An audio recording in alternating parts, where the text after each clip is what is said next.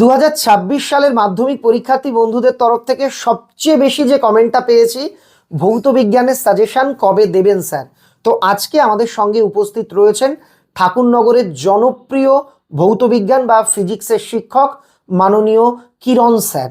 তো কিরণ স্যার গতবার যেমন বলে দিয়েছিলেন, যেগুলো গতবার যারা মাধ্যমিক দিয়েছে তুমি শুনে দেখো তাদের কাছে হুবহু প্রায় কমন ছিল, এবারও স্যার তোমাদের জন্য সাজেশন নিয়ে হাজির হয়েছেন। তবে এই জায়গাতে একটা বিধিসম্মত সতর্কীকরণ, সাবজেক্টের নাম কিন্তু ভৌত বিজ্ঞান। এই সাবজেক্টে সেই অর্থে কোনো সাজেশন হয় না। তোমরা গোটা বছর বই পড়ে নিয়েছো, এখন কোন কোন গুরুত্বপূর্ণ টপিকগুলোতে ভালো করে চোখ বোলাবে সেটাই স্যার মূলত বলবেন। যারা সারা বছর বই পড়নি মনে করলে এই কটা প্রশ্ন পড়ে যাব 100 পাবো, এমনটা হবে না। তবে হ্যাঁ, স্যারের বলা প্রশ্নগুলো দুর্বল স্টুডেন্টরাও পড়ে গেলে, তারা যারা গোটা বছর পড়তে পারোনি, এখনো যেটুকু সময় আছে পড়ে গেলে একদম হাসতে হাসতে 5 নাম্বার অর্জন করবে। আবারও বলছি, শুরুতেই বলছি, ভৌত বিজ্ঞানের সাজেশন হুবহু কিন্তু কমন নাও আসতে পারে, প্রয়োগগতভাবে ধারণাগতভাবে কমন থাকে। তাহলে আর কথা নয়, একটা ছোট্ট অনুরোধ, ভিডিওটা বন্ধুদের মধ্যে শেয়ার করে দাও যাতে সবাই দেখতে পারে, সবাই স্যারের এই টিপসগুলো জেনে নিতে পারে। ভিডিও ভালো লাগলে লাইক করে দিও, চ্যানেলে নতুন হয়ে থাকলে চ্যানেলটা সাবস্ক্রাইব করতে কিন্তু একেবারেই ভুলো না। সবাই একটু খাতা এবং পেন হাতে কাছে নেবে, তাহলে আমি যে প্রশ্নগুলো বলবো তোমাদের একটু নোট ডাউন করতে সুবিধা হবে, বা হাতে কাছে বই রেখে দেবে যাতে বইতে দাগিয়ে দিতে সুবিধা হয়। তো আমাদের প্রথম যে চ্যাপ্টার, পরিবেশের জন্য ভাবনা, এই পরিবেশের জন্য ভাবনা থেকে কি কি প্রশ্ন আসার সম্ভাবনা এবছর সবচেয়ে বেশি, সেই প্রশ্নগুলি তোমাদের বলছি। বায়ুর শীতলতম স্তর কোনটি? মেরুজ্যোতি দেখা যায় কোন স্তরে? বেতার তরঙ্গ প্রতিফলিত হয় কোন স্তর থেকে? অথবা আন্তর্জাতিক স্পেস স্টেশনটি কোন স্তরে অবস্থিত? ওজোন স্তর ধ্বংসে সিএফসির ভূমিকা লেখো। বিশ্ব উষ্ণায়ন কাকে বলে? এর দুটি কুপ্রভাব লেখো। স্থিতিশীল উন্নয়ন কাকে বলে? এর দুটি লক্ষ্য লেখো। বায়ু শক্তি থেকে বিদ্যুৎ উৎপাদনের জন্য বায়ুর ন্যূনতম গতিবেগ কত হওয়া উচিত? বায়োগ্যাসের মূল উপাদান কোনটি? মিথেন হাইড্রেট কাকে বলে? এর সংকেত লেখো। সুইট গ্যাস কাকে বলে? এই কটি প্রশ্ন তোমরা খুব ভালোভাবে পড়ে যাবে, কারণ এই প্রশ্নগুলো সবচেয়ে বেশি গুরুত্বপূর্ণ এবছর মাধ্যমিকের জন্য। নেক্সট, গ্যাসের আচরণ।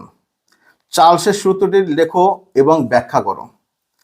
ভি বনাম পি অথবা ভি বনাম ক্যাপিটাল টি লেখচিত্রের প্রকৃতি কি? এই প্রকৃতি লেখার সময় তোমরা একটু লেখচিত্র এঁকে দেবে। জলাশয়ের তলদেশ থেকে বায়ুর বুদবুদ জলের ওপরে উঠে এলে তার আয়তন ক্রমশ বৃদ্ধি পায় কেন? প্রমাণ করো ভি সমানুপাতিক টি, এখানে ক্যাপিটাল টি। অথবা আদর্শ গ্যাসের সমীকরণটি প্রতিষ্ঠা করো, অর্থাৎ পিভি ইকুয়াল টু এনআরটি সমীকরণটির প্রতিষ্ঠা এবছর আসার সম্ভাবনা খুবই বেশি। কোন অবস্থায় বাস্তব গ্যাস আদর্শ গ্যাসের মতো আচরণ করে? মাত্রা বিশ্লেষণের সাহায্যে আর এর একক নির্ণয় করো। আদর্শ গ্যাসের আচরণ থেকে বাস্তব গ্যাসের বিচ্যুতির কারণ কি? উষ্ণতার কোন স্কেলে উষ্ণতার মান ঋণাত্মক হয় না? গ্যাসের আয়তন গুণাঙ্কের মান কত? পিভি এর এসআই একক কি? চার্লস ও বয়লের সূত্রের সাধারণ ধ্রুবক কোনটি? এগুলো শর্ট কোশ্চেন। 8 গ্রাম অক্সিজেনের ক্ষেত্রে আদর্শ গ্যাসের সমীকরণটি কি হবে? এসআই পদ্ধতিতে সর্বজনীন গ্যাস ধ্রুবকের মান কত? পরম শূন্য উষ্ণতা কাকে বলে? এর মান কত? এই হলো প্রশ্নের মধ্যে পড়ে। আর ম্যাথের জন্য যে সূত্রগুলো কাজে লাগবে সেগুলি হলো PV equal to nRT, V1/T1 সমান V2/T2। এছাড়া বিভিন্ন তত্ত্ব দেওয়া থাকবে, সেখান থেকে সমীকরণে বসিয়ে পরম শূন্য উষ্ণতার মান নির্ণয় করো। এই যে একটা অঙ্ক, এটাও দেওয়ার সম্ভাবনা খুব বেশি। পরবর্তী চ্যাপ্টার রাসায়নিক গণনা। এখানে অনেক অঙ্ক আছে। এই অঙ্কগুলি করার জন্য সবচেয়ে গুরুত্বপূর্ণ যেটি, সেটা হচ্ছে রাসায়নিক বিক্রিয়া। তা কতগুলি বিক্রিয়া তোমাদেরকে বলে দিচ্ছি, এই বিক্রিয়াগুলির উপর ভিত্তি করেই এবছর অঙ্কগুলো আসার সম্ভাবনা খুব বেশি। তোমরা হাতের কাছে খাতা এবং পেন নিয়ে বিক্রিয়াগুলি লিখে নাও ভিডিওটি পজ করে। CaCO3 প্লাস 2HCl সমান CaCl2 plus CO2 plus H2O। Zn plus H2SO4 সমান ZnSO4 plus H2।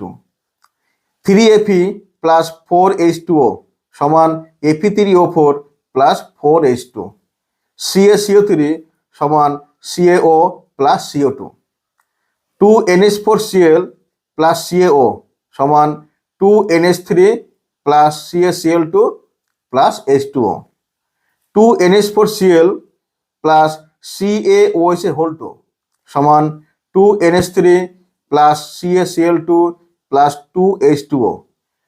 Next 2NaOH plus H2SO4 সমান Na2SO4 plus H2O। Next 2KCl3 সমান 2KCl প্লাস 3O2। এছাড়া এখান থেকে একটা শর্ট প্রশ্ন দিতে পারে, তোমরা পড়ে যাবে 1 লিটার হাইড্রোজেনের ভর কত এবং m = 2d এর উপর ভিত্তি করে একটা শর্ট দেবে। আমাদের পরবর্তী চ্যাপ্টার তাপের ঘটনাসমূহ, এখান থেকে তোমরা পড়বে তাপ প্রয়োগে দৈর্ঘ্যের পরিবর্তন হয় না বললেই চলে এমন একটি পদার্থের উদাহরণ দাও। কঠিনের রৈখিক প্রসারণ গুণাঙ্কের SI একক কি? শূন্যস্থানে তাপ পরিবাহিতার মান কত? আদর্শ পরিবাহী এবং অন্তরকের ক্ষেত্রে তাপ পরিবাহিতার মান কত? তরলের আপাত ও প্রকৃত প্রসারণ গুণাঙ্কের মধ্যে কোনটি পাত্রের উপর নির্ভর করে? পিতলের দৈর্ঘ্য প্রসারণ গুণাঙ্ক 19 × 10⁻⁻6 পার ডিগ্রি সি বলতে কি বোঝো? তরলের ক্ষেত্রে দুই প্রকার প্রসারণ গুণাঙ্ক থাকে কেন? তাপ পরিবাহিতাঙ্ক কাকে বলে? আমাদের পরবর্তী চ্যাপ্টার আলো। প্রিজমে আলোর প্রতিসরণের ক্ষেত্রে চ্যুতিকোণের রাশিমালাটি প্রতিষ্ঠা করো। কোন বর্ণের আলোর জন্য প্রতিসরণ সর্বাধিক? কোন আলোকীয় ঘটনার জন্য দিনের বেলা আকাশ নীল দেখায়? উত্তল লেন্স দ্বারা কোনো বস্তুর অসৎ বিবর্ধিত প্রতিবিম্ব কিভাবে তৈরি করা যায় তা চিত্রের সাহায্যে দেখাও। গাড়ির হেডলাইটে এবং দন্ত চিকিৎসায় কোন ধরনের দর্পণ ব্যবহার করা হয়? এছাড়া গাড়ির হেডলাইটে অবতল দর্পণ কেন ব্যবহার করা হয় এটাও পড়ে যাবে। শূন্য মাধ্যমে আলোর বিচ্ছুরণ হয় না কেন? ক্যামেরায় কোন ধরনের লেন্স ব্যবহার করা হয়? প্রাথমিক ও পরিপূরক বর্ণ কাকে বলে? উদাহরণ দাও। আলোক কেন্দ্র কাকে বলে? চিত্রসহ দেখাও। এবং এই আলো থেকে অঙ্ক করার জন্য যে সূত্রগুলির উপর বেশি জোর দেবে সেগুলি হলো del = I1 + I2 - a, বিবর্ধন m = I/O সমান V/U এবং μ = C/V। আমাদের পরবর্তী চ্যাপ্টার চলতড়িৎ, এখান থেকে তোমরা পড়বে ওহমের সূত্রটি লেখো ও ব্যাখ্যা করো। তড়িৎচুম্বকীয় আবেশ সংক্রান্ত ফ্যারাডের সূত্র দুটি লেখো। ফ্লেমিংয়ের বামহস্ত নিয়মটি লেখো। অ্যাম্পিয়ারের সন্তরণ নিয়মটি লেখো এবং চিত্র অবশ্যই দেবে। রোধাঙ্কের SI একক লেখো। তড়িৎচালক বল ও বিভব প্রয়োগের মধ্যে পার্থক্য লেখো। কোনো কোষের তড়িৎচালক বল 1.5 ভোল্ট বলতে কি বোঝো? তড়িৎ প্রবাহের ফলে উৎপন্ন তাপ সংক্রান্ত জুলের সূত্রগুলি লেখো। বোট কি? 1 বোট সমান কত জুল? বোট কোন ভৌতরাশির একক? 3 ওহম ও 6 ওহম রোধ দুটি সমান্তরালে যুক্ত হলে তুল্যরোধ কত হবে? জলবিদ্যুৎ উৎপাদনের ভিত্তিগত কৌশল লেখো এবং লাইট তারের বর্ণ কি? বাড়ির বৈদ্যুতিক যন্ত্রপাতিগুলিকে কোন সমবায়ে যুক্ত করা হয়? এই চ্যাপ্টার থেকে অঙ্কের জন্য তোমরা এই ফর্মুলাগুলি দেখে রাখবে।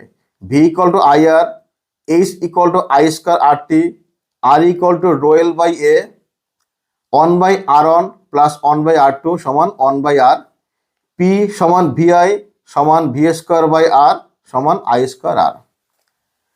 নেক্সট পরমাণুর নিউক্লিয়াস, এখান থেকে পড়বে কোন তেজস্ক্রিয় রশ্মি ভেদন ক্ষমতা সবচেয়ে বেশি? তেজস্ক্রিয় রশ্মিগুলি পরমাণুর কোন অংশ থেকে নির্গত হয়? পরমাণু বোমা এবং হাইড্রোজেন বোমায় কোন ধরনের নিউক্লিয় বিক্রিয়া ঘটানো হয়? সূর্য বা নক্ষত্রের শক্তির মূল উৎস কি? নিউক্লিয় সংযোজনের আগে কেন বিয়োজন ঘটাতে হয়? নিউক্লিয় বিভাজন এবং নিউক্লিয় সংযোজনের মধ্যে 3টি পার্থক্য লেখো। 1U এর সমতুল্য শক্তি কত? পুরাতন কাঠের বয়স নির্ধারণে কোন তেজস্ক্রিয় আইসোটোপ ব্যবহৃত হয়? এখান থেকে অঙ্কের জন্য তোমরা E=mc² সূত্রটি দেখে রাখবে, এবং রাসায়নিক বিক্রিয়া থেকে যে আলফা এবং বিটা কণা কতগুলি নির্গত হয় সেই রকম অঙ্ক দিতে পারে, এটাও দেখে রেখো। আমাদের পরবর্তী রসায়ন বিভাগ থেকে থাকবে প্রথম চ্যাপ্টার পর্যায় সারণী এবং মৌলদের ধর্মের পর্যায়বৃত্ততা। এখান থেকে পড়বে তড়িৎ ঋণাত্মকতা কাকে বলে, কোন মৌলের তড়িৎ ঋণাত্মকতা সবচেয়ে বেশি, আধুনিক দীর্ঘ পর্যায় সারণীতে কটি পর্যায় এবং কটি শ্রেণী বর্তমান, আধুনিক পর্যায় সারণী গঠনের ক্ষেত্রে বিজ্ঞানী মোজলের ভূমিকাটি লেখো। এবার যেটা বলবো, এই টাইপের একটা প্রশ্ন থাকবেই, সেটা হলো A,B,C তিনটি মৌলের পরমাণু ক্রমাঙ্ক যথাক্রমে 11, 17 এবং 18। কোন মৌলের তড়িৎ ঋণাত্মকতা সবচেয়ে বেশি, কোন মৌলটির ধাতব গুণ সবচেয়ে বেশি, A ও B যৌগ দ্বারা উৎপন্ন যৌগের সংকেত ও প্রকৃতি লেখো। এর পরবর্তী চ্যাপ্টার আয়নীয় এবং সমযোজী বন্ধন। আয়নীয় ও সমযোজী যৌগের মধ্যে 4টি পার্থক্য লেখো। CCl4, তারপর CO2, C2H4, NH3 কি ধরনের যৌগ, তার লুইস ডট গঠনের সাহায্যে দেখাও। দৈনন্দিন জীবনে ব্যবহৃত হয় এমন দুটি আয়নীয় যৌগ এবং দুটি সমযোজী যৌগের নাম লেখো। সমযোজী ত্রিবন্ধনযুক্ত একটি মৌলিক অণু এবং একটি যৌগিক অণুর নাম লেখো। চিনির জলীয় দ্রবণ তড়িৎ প্রেরণ করতে পারে না কেন?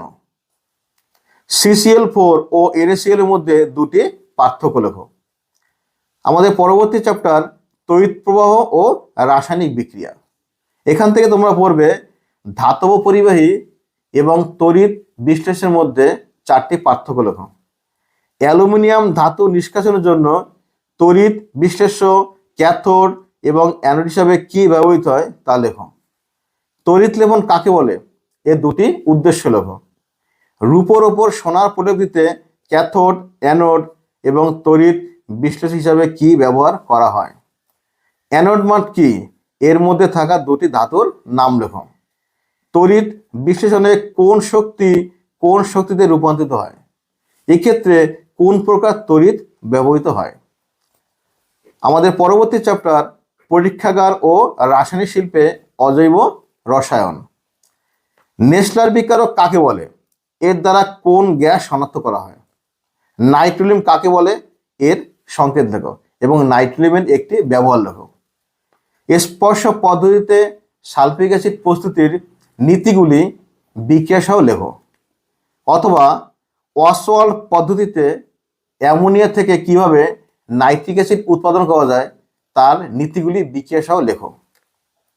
সালফান কাকে বলে, ওলিয়াম কাকে বলে, এর সংকেত লেখো। পুরনো রূপোর জিনিস কালো হয়ে যায় কেন? ইউরিয়া উৎপাদনের জন্য একটি উপাদান হিসাবে নেওয়া হয় অ্যামোনিয়া, অপর উপাদানটি কি হবে? লাইকার অ্যামোনিয়া কাকে বলে, এর সাথে তরল অ্যামোনিয়ার পার্থক্য লেখো। আমাদের পরবর্তী চ্যাপ্টার ধাতুবিদ্যা। থার্মিট পদ্ধতির নীতিটি লেখো। থার্মিট মিশ্রণ কাকে বলে? অবশ্যই থার্মিট পদ্ধতির নীতি লেখার সময় উদাহরণ সহ বিক্রিয়া দেবে। আমাদের পরবর্তী প্রশ্ন, তামার তৈরি দ্রব্য অনেক দিন পরে সবুজ হয়ে যায় কেন? অ্যালুমিনিয়াম পাত্রে বা দস্তার পাত্রে টক জাতীয় খাবার খাওয়া উচিত নয় কেন? সব আকরিকই খনিজ, কিন্তু সব খনিজ আকরিক নয় কেন? ডুয়ালুমিন, কাঁসা, ব্রোঞ্জ এদের উপাদানগুলি লেখো। জার্মান সিলভারে শতকরা হিসাবে সিলভার কত থাকে? অ্যামালগাম কি, উদাহরণ সহ লেখো। ক্যাথোডীয় সংরক্ষণে কোন ধাতু ব্যবহার করা হয়? ছাপাখানার ব্লক তৈরি করতে কোন ধাতু ব্যবহার করা হয়? এবং দার্শনিকের উল কি? আমাদের পরবর্তী এবং শেষ চ্যাপ্টার জৈব রসায়ন। এখান থেকে তোমরা পড়বে জৈব ও অজৈব যৌগের মধ্যে 4টি পার্থক্য লেখো। মিথেন অণুতে HCH বন্ধন কোণের মান কত? কার্বনের ক্যাটিনেশন ধর্ম বলতে কি বোঝো? ইথিলিনের অসম্পৃক্ততা প্রমাণ করো। ডিনেচার্ড স্পিড কাকে বলে, এর ব্যবহার লেখো। মেথিলেটেড স্পিড কি? বিক্ষিপ্ত সূর্যালোকে মিথেনের সাথে ক্লোরিনের বিক্রিয়া লেখো। 4টি বিক্রিয়া, 4টি লিখতে হবে। PTAP এর মনোময় নাম কি? সমাবয়বতা কাকে বলে? C2H6O এর সমাবয়ব দুটির গঠন সংকেত লেখো। গাম্বুট তৈরি করা হয় কোন পলিমার থেকে? এছাড়া ইউপ্যাক নামকরণ থেকে একটি নামকরণ দেবেই, এখানে যে কোনো একটা নামকরণ আসতেই পারে, কিন্তু একটা দেবেই। ইউপ্যাক নামকরণটা অবশ্যই দেখে যেও। রান্নার গ্যাসে কোন গন্ধযুক্ত পদার্থ মেশানো হয়? তো এই ছিল আমাদের ভৌতবিজ্ঞানের 2026 সালের সবচেয়ে গুরুত্বপূর্ণ প্রশ্নগুলির সমাহার। এইগুলি তোমরা অবশ্যই পড়ে যাবে, এর সাথে চেষ্টা করবে বইয়ের বাকি প্রশ্নগুলি অবশ্যই দেখার চেষ্টা করবে, কিন্তু এইগুলি সবচেয়ে বেশি গুরুত্বপূর্ণ। তাহলে আমরা শুনে নিলাম কিরণ স্যার কি বললেন। স্যারকে অনেক অনেক ধন্যবাদ আমাদের সঙ্গে থাকবার জন্য, তোমাদের হাতে এই সাজেশনটি তুলে দেওয়ার জন্য। এখানে আমার একটা অনুরোধ আছে, তোমরা আমাকে কমেন্টে লিখে জানাও এই প্রশ্নগুলো তোমাদের রেডি আছে কিনা। তোমার কি মনে হচ্ছে স্যারের বলা সাজেশনের মধ্যে কোনো গুরুত্বপূর্ণ প্রশ্ন মিস হয়ে গেছে, যেটা তোমার মনে হচ্ছে ইম্পর্টেন্ট, সেটাও কমেন্টে লিখে জানিও। সবাই ভালো থেকো, সবার পরীক্ষা খুব ভালো হোক, বেস্ট অফ লাক।